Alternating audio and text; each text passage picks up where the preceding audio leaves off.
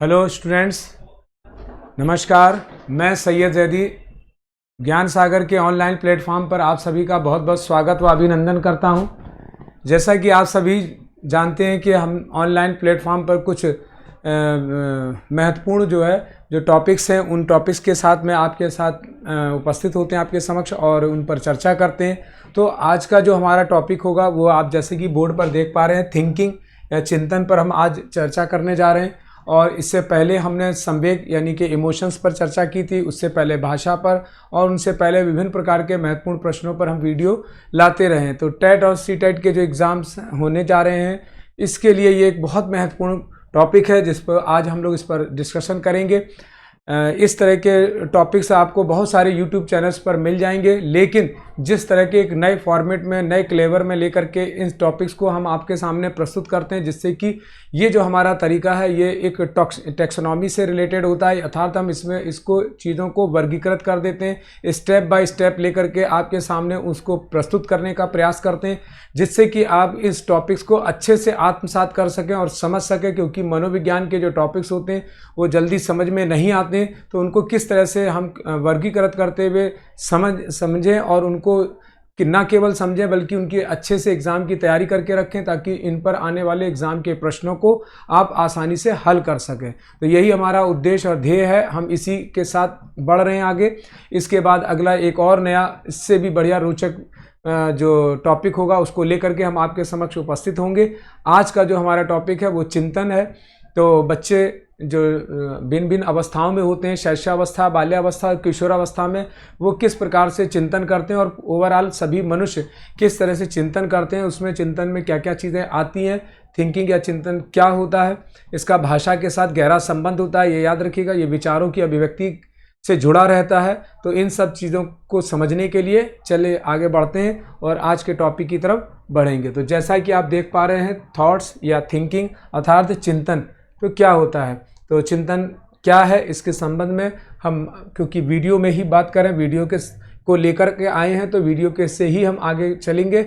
हम इस पर अपनी कोई सीधे बात आपके समक्ष नहीं रखेंगे। तो चलेंगे आगे और इससे आगे बढ़ेंगे। जैसे कि आप स्लाइड पर आप देखेंगे, सबसे पहले बात यही है कि जब भी किसी टॉपिक्स को हम पढ़ते हैं या उसको जानने की कोशिश करते हैं तो उसमें हमारे पास सबसे पहले उसकी मीनिंग या उसके अर्थ या उसके आशय के बारे में जानने की कोशिश करते हैं। तो सबसे पहले जो है मीनिंग ऑफ थिंकिंग क्या है, हम इसकी बात करेंगे। चिंतन एक उच्च ज्ञानात्मक प्रक्रिया है। क्वेश्चन पॉइंट भी इसमें हम मार्क करते चलेंगे। हमारा उद्देश्य इस टॉपिक को समझाने के साथ साथ आपके जो आगामी एग्ज़ाम्स लगे हुए हैं उनको समझना है, ताकि आप जो है उनके एग्ज़ाम पॉइंट्स को अच्छे से आत्मसात कर लें। हम इसमें जो है क्वेश्चंस तो समझेंगे, विभिन्न परीक्षाओं में आए हुए क्वेश्चंस पे भी ध्यान देंगे। इसलिए आपसे रिक्वेस्ट रहेगी कि आप वीडियो अंत तक देखें, बहुत महत्वपूर्ण वीडियो है। थोड़ा सा देखकर बीच में ना छोड़ दिया करें। बहुत से कैंडिडेट या स्टूडेंट्स ऐसे होते हैं, थोड़ा सा देख करके वो सोचते हैं, क्योंकि सारी चीज़ें एक ही बार में नहीं बोली जा सकती हैं, स्टेप बाय स्टेप ही हम चलेंगे। तो इंटरेस्टेड है एक ही साथ कोई खाने की चीज़ नहीं जो आपको चम्मच मुंह में डाल करके आपको उसका टेस्ट करा दिया जाए। इसको जब तक आप वन बाय वन चीज़ों को समझेंगे नहीं, आगे बढ़ नहीं पाएंगे। और प्रश्न तो अंत में ही आते हैं। तो एग्ज़ाम से रिलेटेड किस परीक्षा में या किस वर्ष की परीक्षा में कौन सा प्रश्न पूछा गया चिंतन से संबंधित, इस पर भी हम डिस्कशन करेंगे। तो चलिए ध्यान देंगे कि चिंतन जो है क्या है, एक उच्च ज्ञानात्मक प्रक्रिया है। उच्च ज्ञानात्मक प्रक्रिया, याद रखिएगा, चिंतन क्या है, एक उच्च ज्ञानात्मक प्रक्रिया है। जब तक आप कुछ भी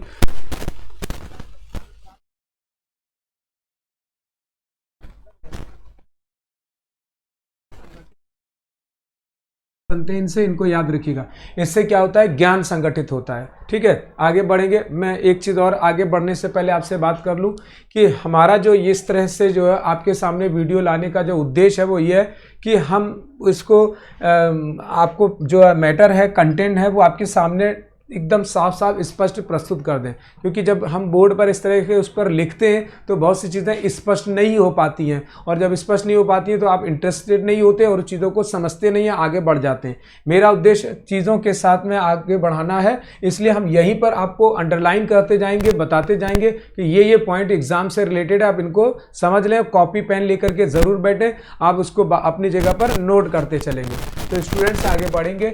इस मानसिक प्रक्रिया में अक्सर क्या होता है, स्मृति कल्पना, अनुमान इत्यादि मानसिक क्रियाएं जो होती हैं वो शामिल रहती हैं। जब भी हम चिंतन करते हैं तो उसमें सबसे पहले जो हमारी मेमोरी में होता है, जो कुछ हमें अपनी स्मृति में याद रखा हुआ हमने होता है, अर्थात जो पूर्व ज्ञान है, इसको कहेंगे पूर्व ज्ञान होता है ना वो। और उसके अलावा जो हम आगे के लिए कि उस चीज़ के माध्यम से कुछ सोच विचार बनाते हैं, कुछ चीज़ों को काल्पनिक रूप में अर्थात अमूर्त रूप में सोचने लग जाते हैं, वो कल्पना होती है। साथ साथ उसका जो है हम आकलन करने लग जाते हैं, मूल्यांकन करने लग जाते हैं, अर्थात उसके अनुमान लगाने लग जाते हैं। जब इतने आदि क्रियाएं करते हैं तो ये सब मस्तिष्क से ही होती हैं, कोई हाथ पैरों से करने वाली क्रिया नहीं है, इसलिए ये क्या कहलाएगी, एक मानसिक क्रिया होती है। इन चीज़ों को ध्यान रखेंगे। चिंतन एक उच्च ज्ञानात्मक प्रक्रिया है जिसके द्वारा ज्ञान संगठित होता है। ये पूरा क्वेश्चन लाइन बनती है, इसको अच्छे से याद रखेंगे। कुछ डेफिनेशंस हैं आपके सामने के कॉलिंस और ड्राइवर के अनुसार चिंतन को जीव शरीर के वातावरण के प्रति चैतन्य समायोजन कहा जाता है ना।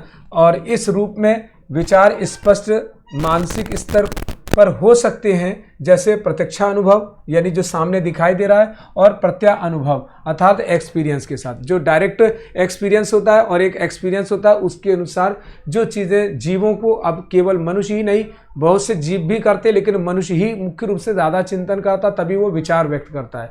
जो जीव चिंतन करते हैं वो मूल प्रवृत्तियों से संबंधित होते हैं, जो उनके भय से जुड़ी चीज़ होती है, जो उनके भूख से जुड़ी चीज़ होती है, जो उनके नींद से जुड़ी चीज़ होती है, जो अन्य, जैसे कि एक जीव है उसको नींद आ रही है, वो थका हुआ है बहुत, तो वो इस चीज़ का बहुत चिंतन नहीं करेगा, वो जगह ढूंढेगा कि कोई सुरक्षित जगह मिल जाए जहाँ बैठ के वो आराम कर ले। तो उनके चिंतन में उनका कोई चिंतन सीधे नहीं होता, चिंतन मानवीय क्रिया है, ये याद रखिएगा, ठीक है। चिंतन में बालक क्रियाशील रहता है। जब हम कोई चिंतन करते हैं तो किसी ना किसी रूप में हम एक्टिव रहते हैं। सोती हुई अवस्था में चिंतन नहीं होता, वो सपना होता है, वो स्वप्न होता है, ठीक है, उसमें जो है कोई चिंतन नहीं होता है। कहने वाले कह देते हैं कि मैंने सपने में मुझे ये आया और मैंने ऐसा कर लिया, ये चीज़ें अलग हैं, वो दूसरे स्वरूप में बात की जा सकती हैं, लेकिन चिंतन हमेशा जागृत अवस्था में होगा, इसलिए चिंतन क्या होगा, क्रियाशील रहता है इसमें बच्चा। और यह एक प्रकार की आंतरिक संभाषण है। आंतरिक संभाषण को समझेंगे, ठीक है, इंटरनल कम्युनिकेशन है।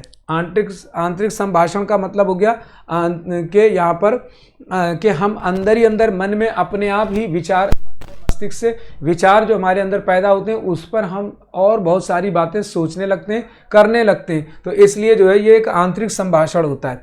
चिंतन वस्तुओं, प्रतिभाओं और प्रतीकों आदि किसी भी संबंध में हो सकता है। हम किसी वस्तु को लेकर के चिंतित हो सकते हैं, हम किसी प्रतिभा यानी कि जो कोई ख़ास बात है, कोई विशेष बात है, जीनियस जो चीज़ें होती हैं उस पर लेकर के सोच सकते हैं। गुणवादी बातें, इसको प्रतिभाओं को कह सकते हैं, गुणवादी तत्व, उन पर विचार कर सकते हैं। और प्रतीक जो कुछ सिंबल आदि होते हैं जो उन पर सोच सकते हैं, उन पर विचार करते हैं, इसी को हम चिंतन कहते हैं। तो इस तरह से ओवरऑल चिंतन क्या हुआ, चिंतन एक उच्च ज्ञानात्मक प्रक्रिया है जिसके द्वारा जो हमारे पास ज्ञान होता है हम उसको क्या करते हैं, संगठित करते हैं। और संगठित करने में हमें इसकी जो प्रक्रिया से गुजरते हैं, इसके जो प्रोसेस से गुजरते हैं, उसमें स्मृति, कल्पना, है ना, अनुमान इत्यादि क्रियाओं को करते हैं। और इनको करने के लिए हम मुख्य रूप से वस्तुओं पर विचार बना सकते हैं, प्रतिभाओं पर, यानी विभिन्न प्रकार के लोग जिन्होंने अपनी प्रतिभाओं को प्रदर्शित किया है उन पर विचार करते हैं। और साथ ही साथ हम कुछ सिंबल्स आदि के बारे में भी विचार करते हैं। तो ये एक चिंतन होता है। जैसे कि अगर मैं आपके सामने एक उदाहरण रखूँ प्रतीक का, कि अगर किसी के प्रमेय, जैसे यहाँ कोई ऐसा नहीं बना है लेकिन मैं आपको बता रहा हूँ कि कुछ वर्ष पहले ये एक सिंबल आया, ये एक निशान आया, यानी कि इस तरह से अब तो सभी को इसके बारे में पता है कि ये क्या है। तो ये एक हमारी जो भारतीय मुद्रा है, रुपया, उसका एक सिंबल है। क्योंकि भारतीय मुद्रा 8 देशों की मुद्रा है, तो अंतर्राष्ट्रीय स्तर पर इसको एक स्वरूप प्रदान किया गया, एक रूप दिया गया कि आप इस तरह का सिंबल या निशान बना लीजिए तो ये आपकी मुद्रा की पहचान होगी। जैसे डॉलर कई देशों की मुद्रा का नाम है, तो उसको जो है हम इस तरह से बना लेते हैं। इसी तरह से पाउंड स्टर्लिन है जो इंग्लैंड की मुद्रा है, जो लगभग 16 देशों में चलती है। तो इस तरह से जो है हम ऐसे मुद्राओं को चिन्ह देते हैं। अब मान लीजिए कि किसी के पास ऐसा ही कोई चिन्ह आया जिसने कि अभी इसका ज्ञान नहीं लिया है, तब क्या होगा, वह इसके बारे में विचार बनाएगा, है ना।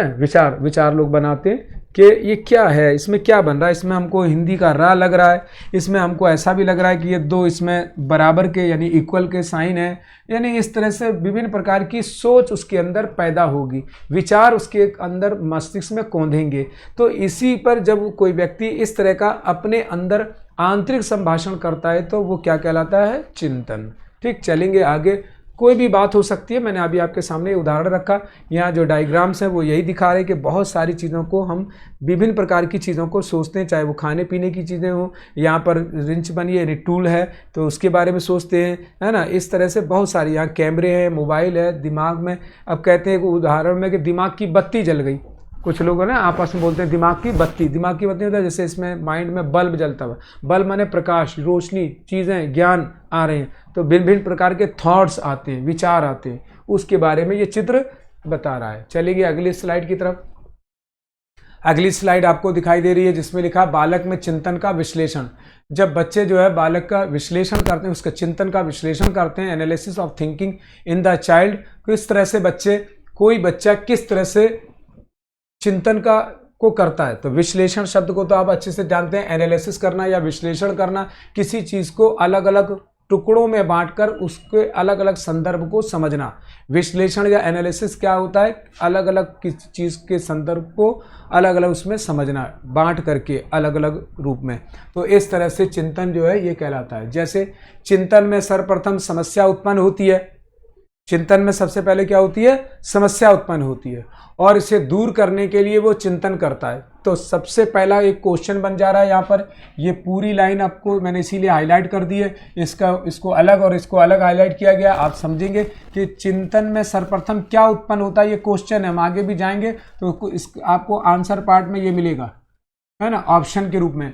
तो चिंतन में सर्वप्रथम उत्पन्न होती है, क्या उत्पन्न होती है, सबसे पहले समस्या उत्पन्न होती है। 1 नंबर की बात है, ध्यान दीजिएगा, सबसे पहले चिंतन में समस्या उत्पन्न होती है, और इसे दूर करने के लिए वो चिंतन करता है बालक, और विभिन्न दृष्टिकोणों से देखता है उसको। जब विभिन्न दृष्टिकोणों से देखता है कि समस्या क्या है, ठीक, उसके लिए सामने डायग्राम दिया गया है, आप समझ कि भिन्न भिन्न दृष्टिकोणों से हम इस चीज़ों को देखते हैं, जैसे कि, है ना। तो ये जो है एक बात हुई। दूसरी बात, जब समस्या हमारे सामने उत्पन्न होती है तो अब हम उसका अनुमान लगाते हैं, गेस करते हैं ना, अनुमान लगाते हैं। बालक समस्या का विश्लेषण अनुमानों के आधार पर करता है, ठीक है।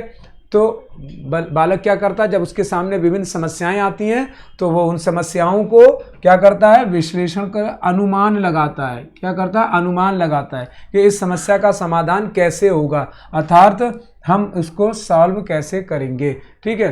तो इस तरह से हम इसमें अनुमान लगाते हैं।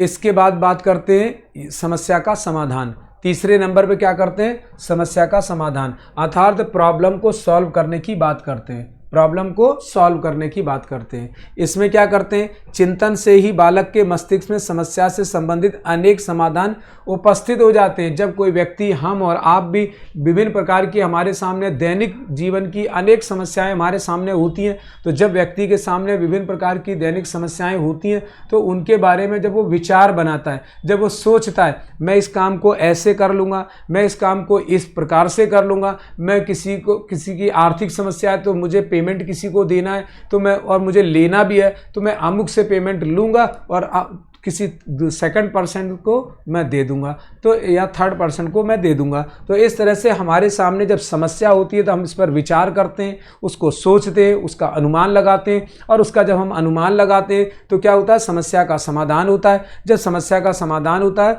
तो वो हम उसे क्या करते हैं, उसमें अनेक समाधान हमारे मस्तिष्क में उभरते हैं। तब हम निर्णय लेते हैं, तब हम क्या करते हैं, निर्णय लेते हैं, डिसीजन लेते हैं। जब बालक के सामने कई समाधान होते हैं, अब हमने समस्या उत्पन्न हुई, इस पर विचार बनाया तो लगा कि इस समस्या का, इस प्रॉब्लम का सॉल्यूशन तो कई एक सारे आ गए, ये भी है सॉल्यूशन, ये भी है सॉल्यूशन, यानी कि हमारे पास 5 सॉल्यूशन है। तो हमें किसी एक सॉल्यूशन पर जाएंगे, तो जो सबसे अच्छा होगा, सबसे नियर अबाउट होगा, हम उस सॉल्यूशन की तरफ जाते हैं। तो इस तरह से जब बालक के सामने कई समाधान होते हैं तो वह उसमें से किसी एक को चुनने का निर्णय करता है, ठीक है। तो इस तरह से बालक में चिंतन का विश्लेषण किस प्रकार से होता है, तो इस प्रकार से होता है, हम सबसे पहले समस्या उत्पन्न होती है, उसका हम अनुमान लगाते हैं, उसके बाद समाधान ढूंढते हैं, और उसके बाद निर्णय करते हैं कि कौन से समाधान के साथ जाएं, ठीक है। याद रखेंगे आप इसको अच्छे से, इसमें विभिन्न प्रकार के प्रश्न छिपे हुए हैं, कौन से स्टेप पर क्या, इन चारों को मिला करके भी क्वेश्चन आ सकता है कि चिंतन का समाधान करने के कितने पद होते हैं। अब मैं इनमें क्वेश्चन ही आपको बता देता हूँ। चिंतन को के समाधान के कितने पद होते हैं, विश्लेषण के कितने पद होते हैं? तो चिंतन के समाधान के विश्लेषण के पद 4 होते हैं। ठीक है, तो इस तरह से 1 2 3 4। अब इसको लिखने की आवश्यकता नहीं कि मैं यहाँ पर लिखूं। समस्या, अनुमान, आप साफ साफ देख रहे हैं, समस्या, अनुमान, समस्या का समाधान और निर्णय, ये 4 इसके होते हैं। चलेंगे अगली स्लाइड की तरफ। ठीक है, और अगली स्लाइड पर चलेंगे।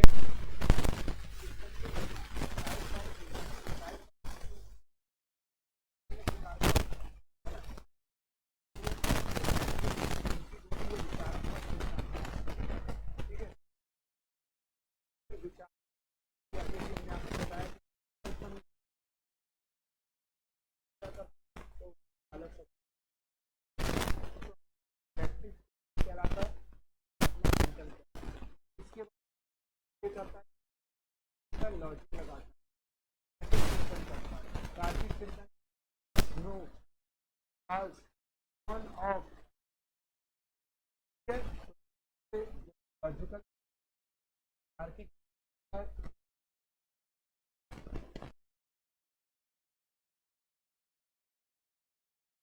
यस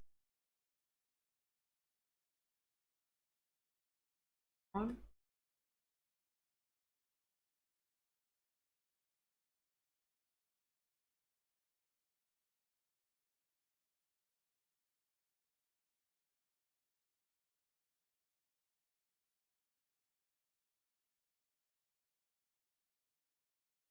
इस तरह की क्रियाएं चिंतन, तार्किक चिंतन से जुड़ी हुई, यानी हमें कुछ डिसीजन के साथ साथ ये सोचना पड़ता है या तो ये या फिर ये, या तो ये या फिर ये। तो इस तरह की क्रियाएं जब होती है तो लॉजिकल विज्ञान विषय इसी पर आधारित होता है। और मुख्य रूप से जो हम खास करके आज का जो आधुनिक तकनीकी का दौर है, मॉडर्न टेक्नोलॉजी का, उसमें कंप्यूटर विज्ञान सबसे ज़्यादा हावी है। इसमें जो हम चलते तो इसी तर्क जो करते हैं वो इन्हीं पर आधारित होते हैं। बच्चे भी इसी तरह से, मैं या तो ये करूँगा या तो मैं ये नहीं करूँगा, मुझे या तो ये चाहिए या तो मुझे ये नहीं चाहिए। इस तरह की बहुत सारी बातें बच्चों के मन में होती है। तार्किक चिंतन के बाद जब चिंतन आगे बढ़ते हैं तो ये प्रत्यक्ष और संप्रत्यात्मक होता है। प्रत्यक्षात्मक चिंतन, परसेप्चुअल थिंकिंग क्या होती है? जो चीजें सामने है, यानी कि सामने है अर्थात मूर्त रूप में है। ठीक है, ये 2 प्रकार का होता है, याद रखिएगा। ये चिंतन कितने प्रकार का है? 2 प्रकार। एक फर्स्ट ये है और सेकंड ये है। ठीक, तो अब ध्यान देंगे, प्रत्यक्ष में, परसेप्चुअल में चीजें सामने होती है, कंक्रीट कहते हैं थिंकिंग। मतलब यहाँ पर ये हुआ कि बच्चे के सामने जो जो चीजें मौजूद हैं केवल उन्हीं चीजों पर वो विचार करेगा और बाकी चीजों पर वो अपने से जो चीजें उसके सामने नहीं है उस पर वो नहीं सोचे। बहुत सा चिंतन इस प्रकार का होता है जिसे प्रत्यक्षात्मक चिंतन या मूल चिंतन कहते हैं। जैसे कि फूल को देख करके चिंतन करना, सुंदर वस्तुओं को देखकर चिंतन करना, किसी खतरनाक जानवर, शेर आदि, भालू, चीता को देख करके डरना और उसके लिए चिंतन करना कि मुझे खा ना जाए, मेरे साथ ऐसा ना हो जाए, आदि आदि चीजें। आग को देखकर चिंतन करना, आग जला तो नहीं देगी, आदि जैसी बातें सोचना, बच्चे के मन में विचार आ सकते। ये प्रत्यक्षात्मक चिंतन होते, जो चीजें सामने हो, एक ही बात आसान शब्दों याद रखिए, जो चीजें सामने हो अर्थात मूर्त रूप में हो, अर्थात मूर्त रूप में हो, उसी के बारे में विचार करना संप्रत्यात्मक चिंतन है ना। तो यहाँ पर था परफेक्चुअल, यहाँ पर है कंसेप्चुअल। कंसेप्चुअल थिंकिंग यानी कि अमूर्त चिंतन यानी कल्पनात्मक चिंतन होता है। इसमें हम इमेजिन करते हैं, इसमें विचार बनाते हैं, जो चीजें हमारे सामने नहीं है उनके बारे में सोचते। ये ज्यादातर शैशवावस्था और बाल्यावस्था की चीज है, मुख्य रूप से बाल्यावस्था की चीज है ये। ठीक है, याद रखिएगा।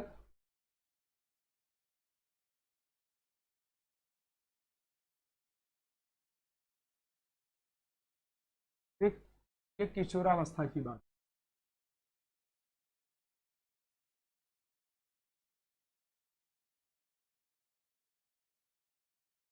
ये किशोरावस्था की बात है। ठीक है, ध्यान रखिएगा। इसमें बच्चा अमूर्त चिंतन यानी कल्पना करता है, जो चीजें सामने नहीं है उसके बारे में सोचना, अपने व्यवसाय के बारे में सोचना है ना, अपने जो है मित्रों के बारे में सोचना, अपने ग्रुप के बारे में सोचना, अपनी शिक्षा के बारे में विचार बनाना, जो चीजें अभी उसने प्राप्त नहीं की, व्यवसाय यानी नौकरी आदि अभी उसके पास नहीं है फिर भी उसके बारे में विचार बना रहा है, तो कल्पना कर रहा है मैं डॉक्टर बनूंगा, मैं इंजीनियर बनूंगा, मैं ये बनूंगा, आदि आदि जैसी चीजों के बारे में विचार बनाना। या मुझे घूमने जाना है तो मैं इस पर जो है अब अपने विचार बनाने लगा, मैं ऐसे ऐसे करूंगा। बहुत सी चीजें सपनों की दुनिया के रूप में होती हैं, उस पर यानी जो चीजें वास्तविक रूप में नहीं है, अवास्तविक है, उसको वास्तविक बना करके विचार करना, ये भी जो है क्या कहलाएगा, संप्रत्यात्मक, या फिर कह सकते हैं कि इसको है ना कंसेप्चुअल थिंकिंग कह सकते हैं, ज्यादातर किशोर करते। ठीक, जीन प्याजे के रूप में अगर मैं बात करूं तो जीन प्याजे ने मूर्त संक्रियात्मक अवस्था भी बताई है, अमूर्त संक्रियात्मक अवस्था।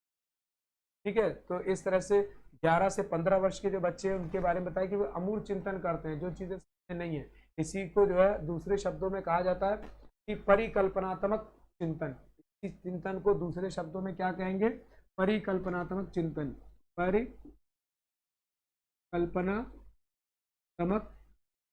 परिकल्पनात्मक चिंतन,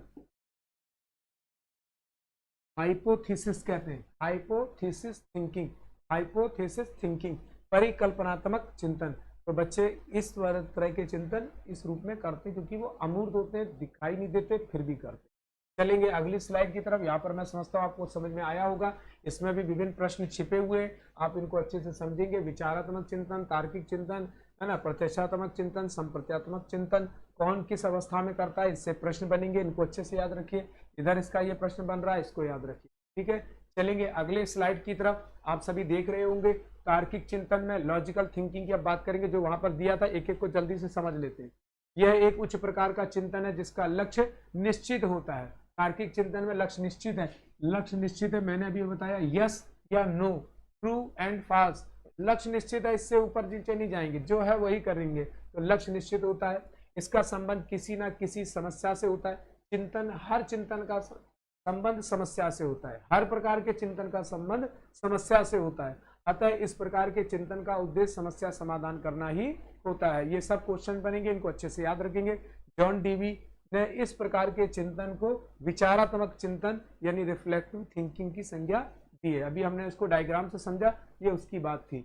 अगले की तरफ चलेंगे और यहाँ पर है प्रत्यक्षात्मक चिंतन, उसी को व्याख्या की गई है जो अभी मैंने आपको डायग्राम से बताया था। अब मैं इसकी यहाँ पर व्याख्या आप देख रहे हैं। ठीक है, इस प्रकार के चिंतन को स्थूल या मूर्त चिंतन कहा जाता है ना। जो प्रत्यक्ष में दिखाई दे रहा है वो मूर्त है, वो दिखाई दे रहा है, वो कंकरेंट है ना, थिंकिंग है। ये सरल, सबसे निम्न स्तर का चिंतन होता है। अब ये क्वेश्चन बन गया आपका यहाँ पर, ये सरल होता है, सबसे निम्न स्तर का होता है। ठीक है, प्रायः छोटे बालकों में पाया जाता है, प्रायः छोटे बालकों में पाया जाता है। अभी आपको बताया था मैंने, ये शैशवावस्था और बाल्यावस्था की बात है, डायग्राम से एरो से समझा दिया। ठीक है, जिसे देखकर, जैसे देखकर, छूकर, सुनकर आदि, इसे हम देख करके समझते हैं, चिंतन कर सकते हैं, किसी चीज को छू करके चिंतन कर सकते हैं, विचार बना सकते हैं। बर्फ को छू लिया, बर्फ ठंडी क्यों होती है, भाप को छूने की कोशिश किया, ये गर्म क्यों होती है, जैसी बातें की जा सकती हैं। इस प्रकार के चिंतन में भाषा अथवा संकेतों का प्राय अभाव होता है। यहाँ बच्चा भाषा पर ज्यादा बात नहीं करता, क्योंकि यहाँ सामने जो चीज दिखाई दे रही है उस पर वो बात करके उसी पर विचार करता है। तो इस तरह से ये प्रत्यक्षात्मक चिंतन होता है। मूर्त अथवा वास्तविक क्रियाओं पर आधारित होने के कारण इस प्रकार के चिंतन को मूर्त चिंतन कहते हैं, क्योंकि ये मूर्त और वास्तविक क्रियाओं पर आधारित होते हैं।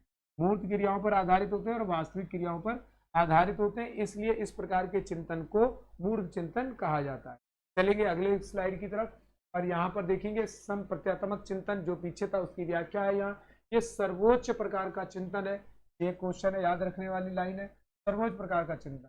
इसमें पूर्व निर्मित प्रत्यय, पूर्व निर्मित प्रत्यय, पहले प्रत्यय कहते हैं कंसेप्ट को। ठीक है, तो जो पूर्व निर्मित प्रत्यय होते हैं उनके आधार पर हम इसमें चिंतन करते हैं। जो कुछ भी हमारे मस्तिष्क में पहले आएगी बात, पहले जो चीजें मौजूद थी उनके आधार पर ही इस पर चिंतन करना, ये पूर्व निर्मित प्रत्ययों पर आधारित चिंतन कहलाता है। ठीक है, संप्रत्यात्मक, क्योंकि इसमें पहले से बहुत सारी चीजें हमारे दिमाग में होती हैं। पहले से किसी सुंदर फूल आपके दिमाग में है, किसी सामने कोई दूसरी चीज के बारे में हम विचार कर रहे हैं और उसको हम कर सकते। कविता पहले से पढ़ी हुई है, कई उदाहरण दे रहा हूं मैं आपको। कविता पहले से पढ़ी हुई है, कविताएं किस पर लिखी जाती हैं, है ना, कवि कैसे लिखता है, उसी की कल्पना करके हम भी कोई कविता लिख दे। कहानी, स्टोरी पहले से किसी को सुना और पढ़ा हमने कहीं पर बुक वगैरह में, उसी पर आधारित मैं भी कोई कहानी लिख दूं, ऐसी घटनाएं आदि बनाकर, ऐसे ही कोई कल्पना करके, कोई पात्र आदि को। तो इस तरह से यहाँ पर पहले से जो मौजूद हमारा पूर्व ज्ञान है उसी को आधार बना करके आगे की कल्पना करके हम कोई काम करते हैं। ठीक है, तो चिंतन करते हैं। इस प्रकार के चिंतन को अमूर्त चिंतन कहते हैं, मैंने आपको समझा दिया है। यह एक जटिल प्रकार का चिंतन है, ये लाइन आपकी ध्यान देने की है। ये कैसा चिंतन है? ये एक जटिल प्रकार का चिंतन है जिसमें पूर्व के अनुभवों के सापेक्ष वर्तमान समस्याओं का विश्लेषण किया जाता है।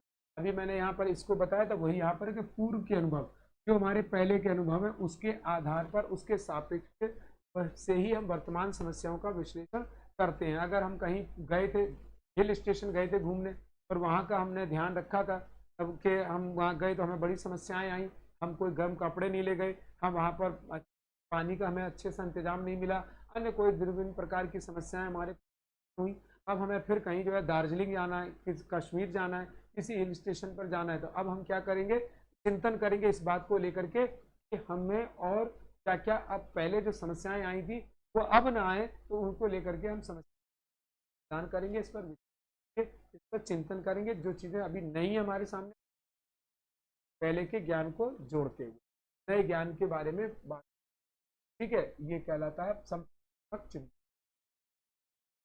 चलेंगे मूर्त तथा अमूर्त चिंतन में अंतर करेंगे। अब यहाँ मूर्त और अमूर्त चिंतन में अंतर क्या होता है, मूर्त चिंतन क्या है, अमूर्त चिंतन मैंने अभी व्याख्यात्मक रूप में आपको बताया, लेकिन अब हम डायग्राम से समझने की कोशिश करेंगे कि मूर्त और अमूर्त चिंतन में अंतर क्या होता है। तो फ्रेंड्स ध्यान दें जल्दी से, ठीक है, बाहरी अवधारणा से संबंधित, ठीक,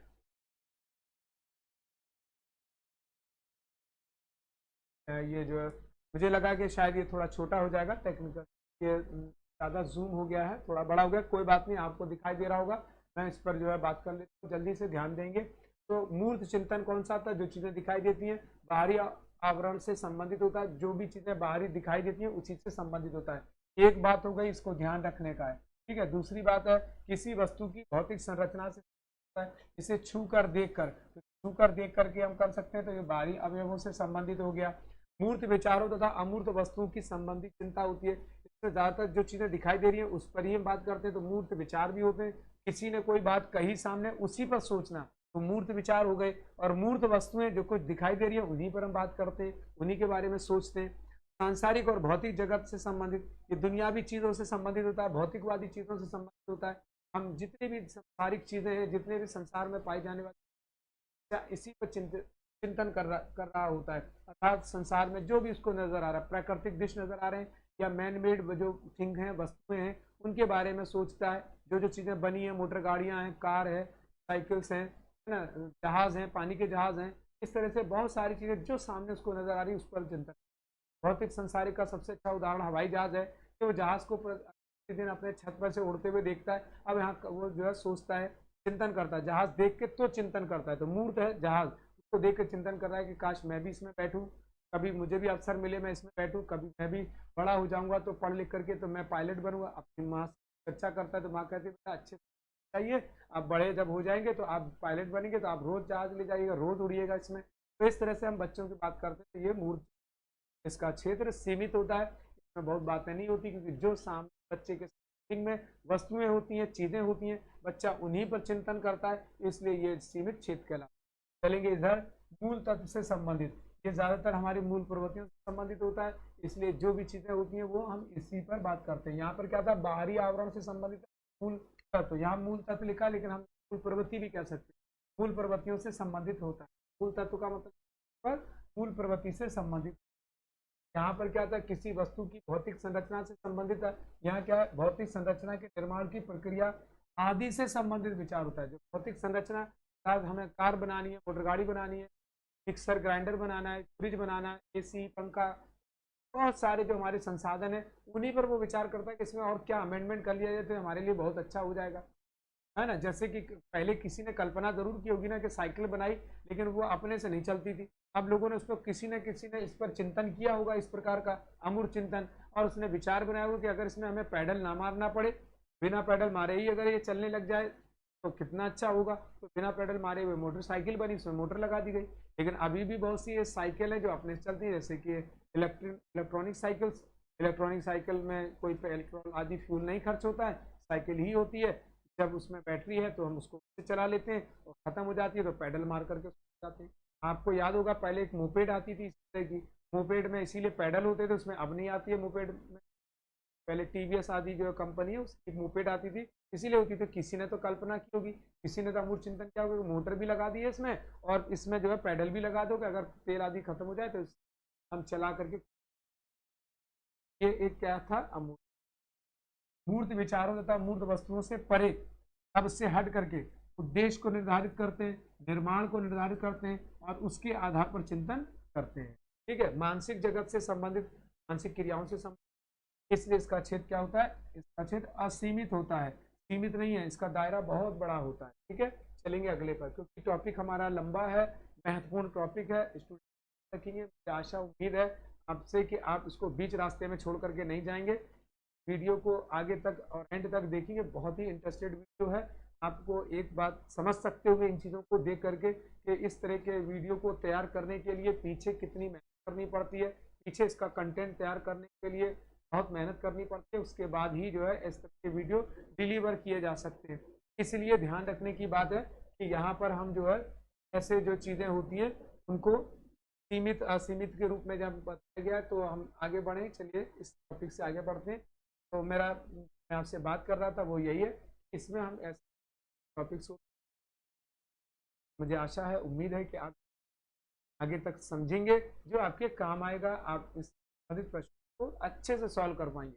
पूरा मेरा विश्वास है मुझे कि जब आप इसको ढंग से समझेंगे तो इससे संबंधित प्रश्न आप फिर आपके रुकेंगे नहीं, आंसर गलत नहीं होंगे, बहुत अच्छे से आप इनको सॉल्व कर पाएंगे। फ्रेंड्स आगे बढ़ेंगे और हमारा चिंतन के साधन, टूल्स ऑफ थिंकिंग।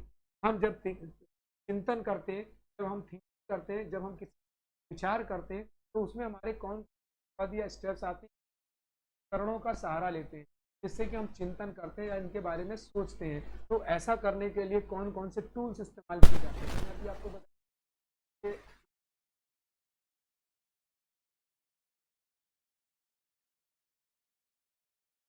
के बाद हम आपको लाए होते हैं। है कि आप बात कर रहे हैं, तो यहाँ पर उपकरण की बात होते हैं, करते हैं, यानी क्या होता है, उत्पन्न होती है, बात करते हैं, कौन कौन से बात करते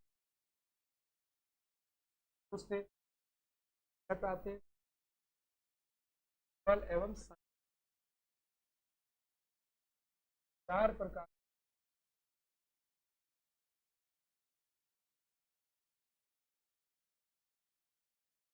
के बारे में आगे हम जानेंगे। यहाँ में आगे बढ़, दो तरीका होता है हमारा आप तक पहुंचाने, एक ये कि कंसेप्ट के माध्यम से करें, और अब आगे स्लाइड पर हम बातें लिख देते हैं जैसे कि वो क्या हो जाए। मैं तो बोल ही रहा हूँ, आप मुझे सुन रहे हैं, आपके पास समय है तो मैं अर्थ और बिंब क्या बात करेंगे। अर्थ और बिंब क्या होता है, अर्थ वह उद्दीपक है जो प्रत्यक्ष रूप से उपस्थित रहता है ना। हमेशा याद रखिए कि सामने हमारे कुछ ना कुछ प्रत्यक्ष रूप से हमारे और व्यक्ति के प्रत्यक्ष चिंतन का वो आधार होता है, इसके अभाव में चिंतन क्या होता है, कठिन होता है, चिंतन कठिन हो जाता है। इसके हमारे कोई ना प्रत्यक्ष आधार होना चाहिए। ठीक है, तो पदार्थ वह उद्दीपक है, पदार्थ क्या है, उद्दीपक है, पदार्थ क्या है, एक उद्दीपक है, पदार्थ वह उद्दीपक है जो प्रत्यक्ष उपस्थित रहता है और व्यक्ति के पूर्त चिंतन का आधार होता है, के अभाव में चिंतन में जब पदार्थ उपस्थित नहीं होता है, कोई चीज हमारी नहीं है ना, तब व्यक्ति एक मानसिक चित्र एक उभारने की कोशिश, साइड में हमने बात की थी मन का चित्र, तो हम अपने बनाता है जो उसके व्यक्तिगत अनुभवों तथा पर आधारित होते हैं। व्यक्तिगत होते हैं, दृश्यों आदि देखा होता है उस पर आधारित होते हैं। मानसिक चित्र ही प्रतिमा अथवा बिंब कहलाते हैं। तस्वीर, यहाँ प्रतिमा होकर के फोटो, तस्वीर बनाते हैं, प्रतिमा। बिंब, अक्स, बिंब का मतलब अक्स। यह दो प्रकार की हो, दो प्रकार, स्मृति बिंब, कल्पना। अब स्मृति क्या होता है और कल्पना बिंब क्या होता है, अगले स्लाइड में सब करेंगे इसको।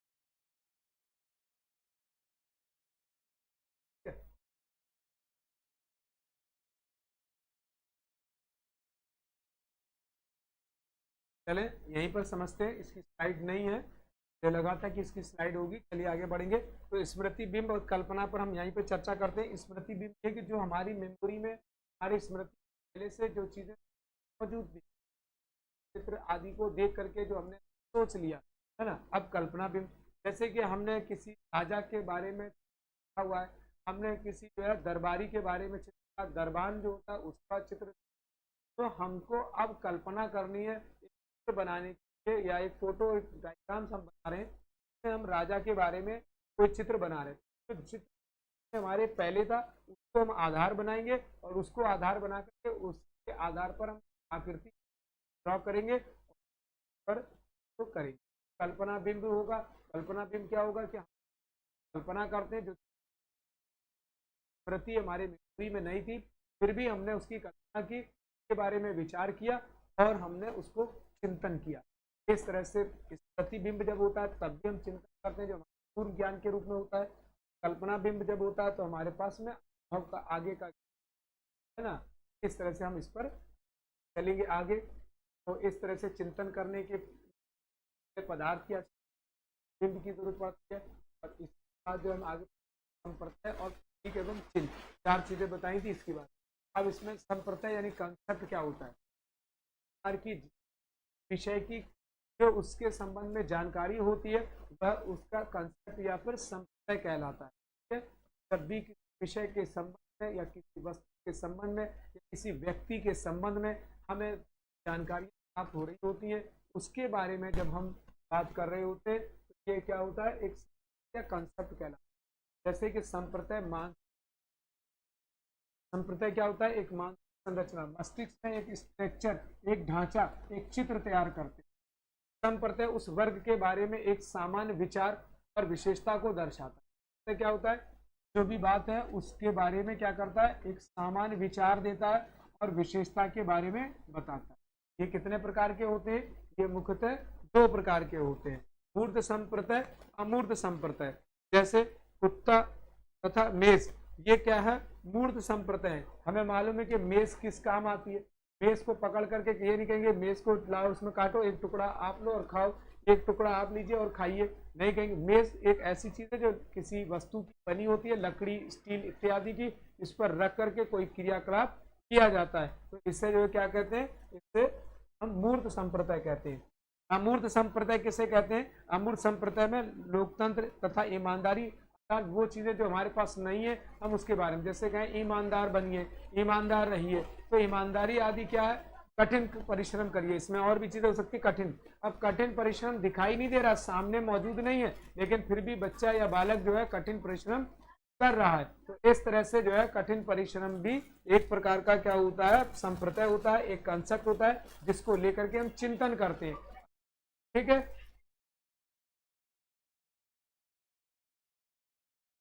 तो ये जो है संप्रत्यय लोकतंत्र तथा ईमानदारी से संबंधित वो चीजें जो हमारे पास मौजूद ना हो।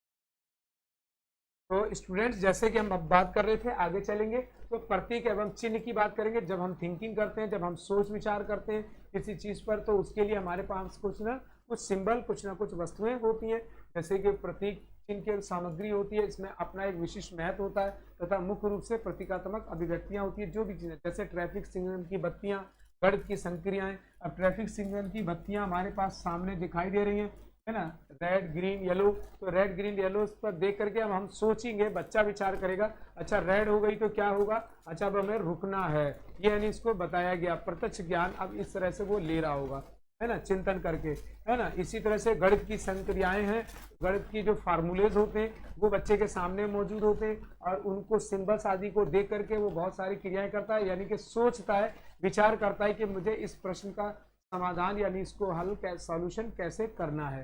तो ये जो है इसको तो जोड़, घटाना, गुणा, भाग तथा विद्यालय की घंटी इत्यादि जैसी चीजें बहुत सारी बातें हो सकती हैं। वीडियो बहुत लंबा हो जाएगा, वीडियो लंबा हो जाने पर आपको कष्ट होगा, इसलिए टॉपिक भी मेरी बात पूरी हो जाए इसमें, इसलिए हम बहुत बातों पर उदाहरण नहीं दे पाते हैं या रह जाते हैं। तो इतना काफी आप समझ रहे होंगे इन चीजों को, प्रश्नारूप बहुत से अच्छी बातें एग्जाम से संबंधित आप इसको ले सकते हैं। चलेंगे अगले की तरफ और नेक्स्ट की तरफ। नेक्स्ट स्लाइड जो है हमारी, जैसे कि आप देख पा रहे हैं, क्या है, चिंतन की विशेषता, है ना, कैरेक्टरिस्टिक्स ऑफ थिंकिंग। जब हम किसी चीज पर चिंतन करते हैं, जब हम उस पर किसी चीज पर विचार करते हैं, तो वो जो विचार होते हैं उसकी जो है उसकी विशेषताएं, उसकी खासियत क्या क्या होती है।